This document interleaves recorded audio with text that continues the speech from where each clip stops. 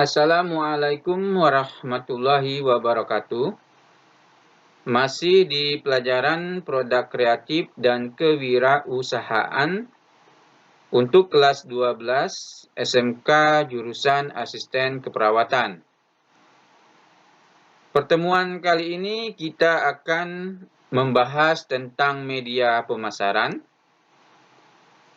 Apa itu media pemasaran?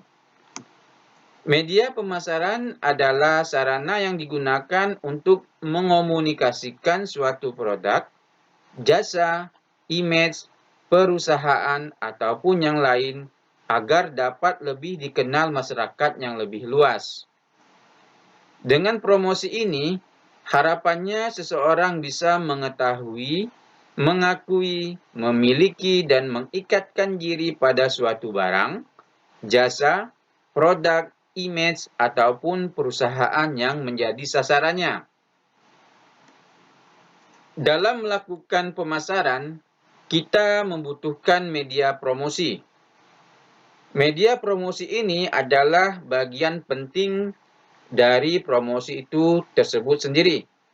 Jadi, kita harus memilih media promosi yang paling tepat. Misalnya dengan memakai surat kabar, televisi, radio, majalah, dan lain sebagainya. Nah, tentunya media-media promosi ini mempunyai kekurangan serta kelebihannya masing-masing. Selanjutnya kita akan bahas beberapa jenis media promosi berikut tentang kelebihan dan kekurangannya masing-masing. Yang pertama adalah surat kabar. Apa kelebihan surat kabar? Surat kabar ini biasanya bersifat fleksibilitas, mempunyai ketepatan waktu, cakupannya bisa lokal ataupun nasional, penerimaannya luas dan dapat dipercaya. Iklan ini dapat ditempatkan di lokasi yang potensial, waktu pemaparannya cukup baru, pembaca dapat melakukan kontrol terhadap paparan, dan dapat juga menggunakan kupon. Kelemahannya, umur informasinya ini relatif lebih pendek. Selanjutnya, kualitas cetakan dan gambarnya bisa saja jelek. Audiensinya sangat terbatas yang akan meneruskan informasi mengenai promosi tersebut. Terus, kemampuan untuk menarik perhatiannya sangat rendah. Dan yang terakhir adalah pembaca yang terpapar ini biasanya terseleksi. Media yang kedua adalah televisi. Kelebihan televisi adalah karena televisi ini menggunakan kombinasi baik secara visual, audio, dan gerak. Ini akan menarik perhatian audiensinya dan memiliki jangkauan yang lebih luas, bersifat prestisius, dan prestisenya sangat tinggi. Biasanya, biaya per tiap orang yang terpapar ini sangat rendah, tetapi akan mencapai perhatian yang tinggi dan juga akan mencapai citra yang positif. Kekurangannya, biaya untuk memakai media televisi ini biasanya sangat tinggi. Segmentasinya ini sangat kompleks, pemaparannya sangat cepat, kurang dapat menyeleksi audiensi, frekuensi pemasangan harus sering dan berulang-ulang, dan biasanya biaya absolutnya sangat tinggi disertai biaya produksi juga yang tinggi. Media selanjutnya adalah radio. Kelebihan radio adalah mempunyai banyak pendengar dan bisa terseleksi secara demografis dan geografis, dipercaya dan biayanya relatif murah, frekuensi pemaparannya tinggi, bersifat fleksibel, dan biaya produksinya rendah. Kelemahannya hanya bersifat audio. Terus perhatian audiensinya sangat rendah dibandingkan dengan televisi. Pemaparannya juga cepat dan biasanya cepat lupa. Media promosi selanjutnya adalah majalah. Kelebihan majalah adalah seleksi segmennya ini lebih akurat, dipercaya, kualitas gambar dan cetakannya ini baik, informasi biasanya berumur panjang, penulisan informasi cukup baik, isi dan informasinya tinggi.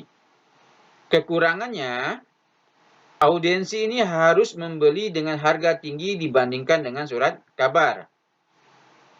Tenggang pemuatannya yang lama tidak menjamin akan mendapat posisi pemuatan yang lebih baik. Hanya bersifat visual dan fleksibilitasnya terbatas. Media selanjutnya adalah media yang paling sering sekarang digunakan adalah telepon genggam atau melalui media sosial.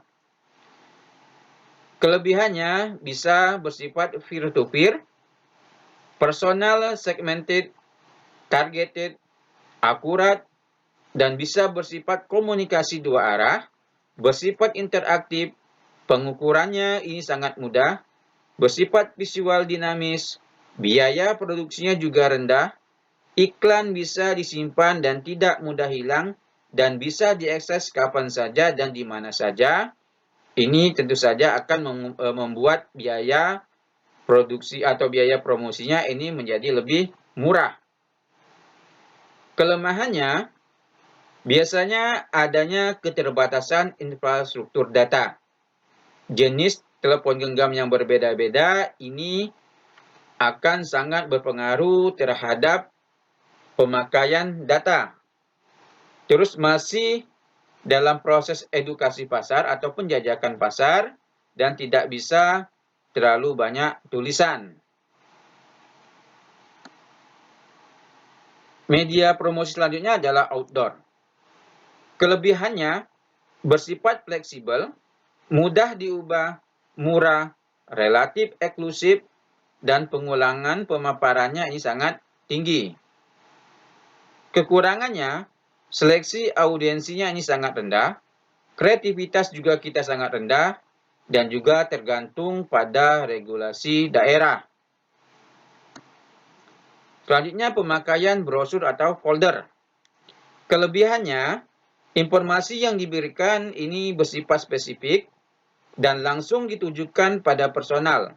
Biayanya murah, daya rangsang bisa kuat atau rendah, tergantung pada daya tarik visual yang ditampilkan. Kelemahannya, ini cenderung diabaikan jika isinya tidak menarik atau tidak berhubungan dengan kebutuhan seseorang. Ruang pesan ini ditentukan atau dibatasi oleh kemampuan biaya. Media selanjutnya adalah banner atau poster. Kelebihannya, daya jangkau dan raihannya ini cukup besar, dan juga biaya produksinya ini tidak terlalu mahal.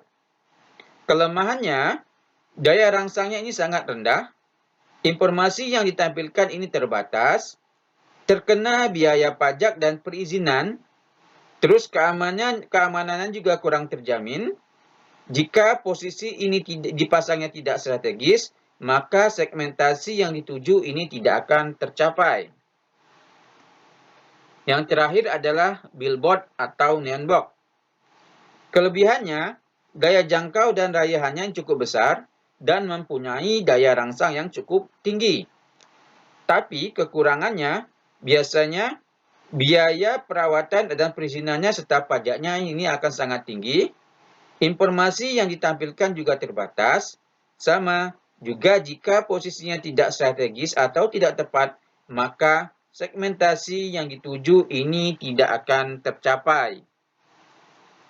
Jenis-jenis media promosi ini, ada beberapa media promosi yang paling sering kita lihat, baik secara langsung atau maupun tidak langsung.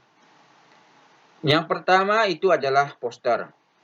Poster ini biasanya dibuat dengan warna-warna yang kontras dan kuat serta ditempel pada dinding atau bidang datar dan dibuat semenarik mungkin untuk menarik perhatian. Yang kedua, billboard. Pemasangan billboard ini biasanya menggunakan struktur mandiri yang permanen maupun bisa menempel pada konstruksi bangunan yang permanen. Yang ketiga, baliho.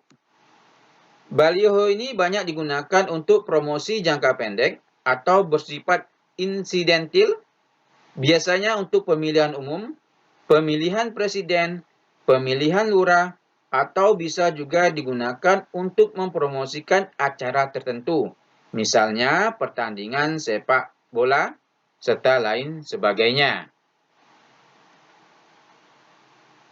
Selanjutnya adalah banner. Banner ini biasanya ditempel di dinding, atau bisa juga dipasang pada dudukan yang ringan, sehingga sangat mudah untuk dipindahkan. Yang terakhir adalah pemakaian kaos promosi. Jadi, kaos promosi ini adalah medium standar yang sudah pasti dilakukan oleh suatu perusahaan dalam melakukan promosi.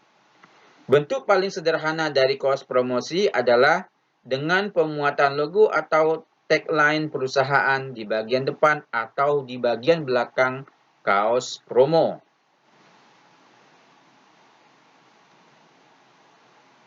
Setelah pemilihan media promosi yang baik, tentunya kita juga harus melakukan evaluasi pemilihan media promosi. Evaluasi pemilihan media promosi ini berdasarkan pertimbangan-pertimbangan media iklan sebagai berikut. Yang pertama adalah jenis produk. Jadi, produk yang ingin kita tampilkan ini harus unik dan mampu membangkitkan emosi. Ini akan lebih pas bila kita promosikan dengan iklan. Selanjutnya, pertimbangan kedua adalah kita lihat pesaing usaha. Seringkali perancangan pemilihan media ini diambil untuk menanggapi promosi pesaing. Karena pesaing ini biasanya lebih gencar memberikan hadiah kepada pelanggannya, tentunya perusahaan kita harus merespon dengan program yang seimbang agar kita tidak ditinggalkan oleh pelanggan. Selain itu juga, evaluasi media ini cukup penting, seperti mungkin kita evaluasi berbasis standar promosi, ataupun evaluasi berbasis pola efek pengaruh, ataupun memakai evaluasi berbasis metodologi pra-test evaluation, pro-test evaluation, dan post-test evaluation. Nah, dari berbagai macam evaluasi tersebut, ada beberapa jenis evaluasi yang bisa kita lakukan dalam untuk memilih media iklan. Yang pertama, evaluasi berbasis standar produk. Pada dasarnya, tindakan evaluasi ini adalah untuk perbandingan nilai. Jadi untuk dasar perbandingan tersebut, kita memerlukan standar atau ukuran keberhasilan, yaitu pernyataan tujuan atau anggaran promosi. Yang kedua, evaluasi berbasis pola efek pengaruh. Kampanye program promosi tidak langsung memberikan pengaruh pada waktu yang sama. Selain ada tenggang waktu antara eksekusi program dan hasil kinerja program. Selanjutnya adalah evaluasi berbasis metodologi. Evaluasi ini berdasarkan penentuan saat atau waktu evaluasi yang akan memberikan informasi yang berbeda-beda. Metode evaluasi dapat dilakukan dengan cara pra-test atau sebelum kita promosi, dan pada saat atau pro-test atau sesudah promosi atau post-test program-program promosi yang telah kita lakukan. Itu saja dulu materi pada pertemuan kali ini. Untuk pertemuan selanjutnya, kita akan membahas tentang pemasaran pada produk layanan kesehatan sebagai bentuk dalam layanan keperawatan. Terima kasih atas perhatiannya. Wassalamualaikum warahmatullahi wabarakatuh.